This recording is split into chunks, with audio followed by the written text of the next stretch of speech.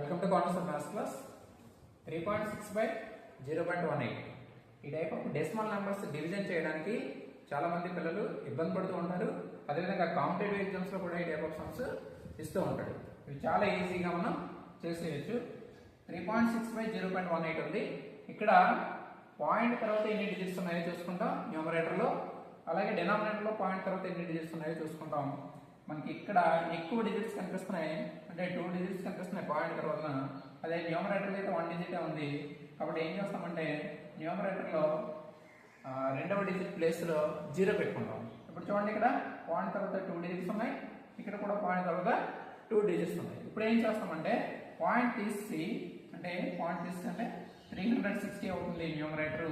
ఇక్కడ పాయింట్ తీస్తే మనకి 18 అవుతుంది. అంటే దీని వాల్యూ ఎంతో దీని వాల్యూ కూడా అంతే.